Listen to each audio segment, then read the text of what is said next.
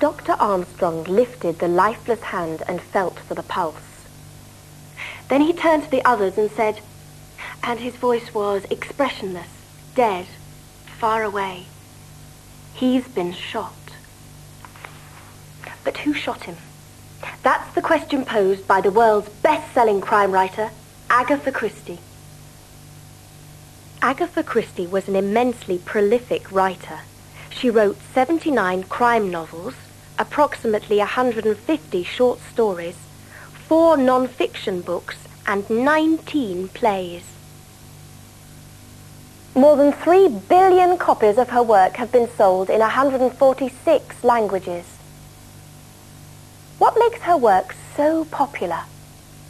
Agatha Christie's work is popular with people who like the classical murder mystery, I think, because of the quality of the puzzle in the work, the ingenuity of the plots, the way in which she would present the puzzle. Normally there'd be a group of people in an isolated place of some kind, whether they're on a boat going up the Nile or whether they're in an English country house, marooned for the weekend for one reason or another, or on an island off the coast again, inaccessible. A group of people, and into this group intrudes this violent act of murder, except that it isn't violent. There isn't very much actual violence in Agatha Christie at all, and I think that makes them popular with the kind of reader who likes the intrigue of the puzzle, who likes the mystery, almost in the way in which other people might like doing crossword puzzles, but who does not want violence, who does not want blood and sort of guts splattered all over the place. So it is that kind of thing, the well-mannered murder, as you might say, that she specializes in. And that, I think, is the secret of her popularity. What's special about the detectives in her novels? I think what's special about her detectives is that the 2 major detectives throughout her books, and they appear from the earliest to the very last ones, are so different from each other. Hercule Poirot, her most famous detective, began his life as a member of the Belgian police force. When we first meet him, he's already retired. He's a funny little man. He's only about 5 foot, 5'2". He has big, luxuriant moustaches, which he's very, very proud of. And he's a rather comical character. He's also very vain, has a very great opinion of himself. He's a complete contrast to her other major detective, who is not a professional, never has been a professional detective of any kind. She is a nice old spinster called Miss Marple, who lives in a village where they seem to have a rather high incidence of murders in and around the vicinity. And she, just by virtue of taking thought, works out exactly what has happened in each case. She's the absolute opposite to Poirot. She is an intelligent woman, but she's not a flamboyant personality. She is very modest, and the contrast between these two is absolutely extraordinary. Her writing seems to appeal to the detective in so many of us. Her murder mysteries are like a game of skill. In this detective board game, Cluedo, the players have to deduce who committed the murder, which takes place in a country house. Similarly, in Agatha Christie's work, the reader has to solve the mystery of who done it. A number of strangers are gathered together. They know very little about each other, but they do know that someone in the group is the murderer.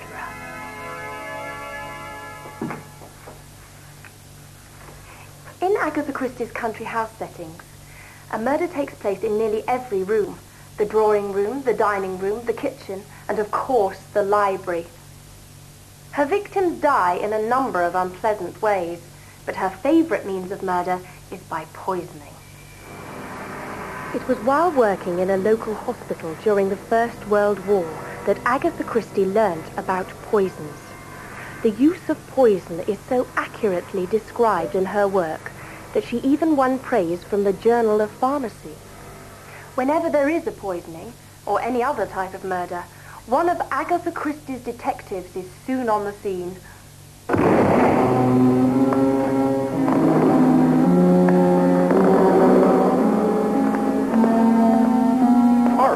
Look. Miss Buckley. You...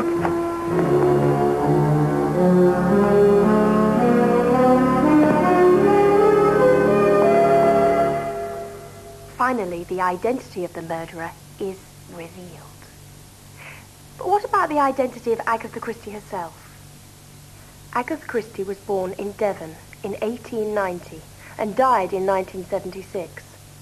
Educated at home by her mother until the age of 16, she started writing short stories to entertain herself at a very early age. She completed her first novel, The Mysterious Affair at Styles, by the age of 21. And when it was published in 1920, success followed rapidly. Although she enjoyed her success, she avoided publicity. In fact, she was famous for not giving information about herself, and found that she had nothing to say in interviews. One of her rare public appearances was to celebrate the 21st year of The Mousetrap. This phenomenally successful play is the longest-running show in the world. It opened in London in 1952 and is still running today. Out of the public eye, Agatha Christie spent much of her time either travelling abroad with her second husband, the archaeologist Max Mallowan, or writing at her home in Devon, a few miles from where she was born. But there was a period in her life which would have challenged the skills of even her most perceptive detectives. In December 1926, Agatha Christie disappeared for 11 days. Her car was found abandoned by the side of a country road.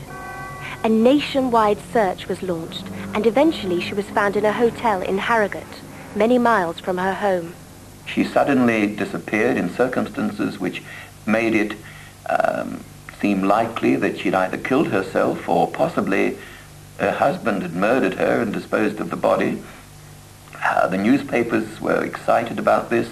Her readers were terribly excited about it. The first weekend of her disappearance, 15,000 people were searching the Downs, helping the police look for clues. All she says about this in her autobiography, I think, is in 2 or 3 lines. Something like, I became ill, there was breakdown and agony for a time, but eventually life went on and so on. Apart from her family, no one really knows what happened in those 11 days. What is known is that the period preceding them was exceptionally unhappy. To find clues to how she really felt at that time, we have to turn to the novels she wrote under the pseudonym Mary Westmacott. In these love stories, she explores the psychological and emotional lives of her characters. Agatha Christie was a very private person, and for nearly 20 years it was not known that she and Mary Westmacott were one and the same. In the world of Agatha Christie, true identities are kept a mystery until the very end.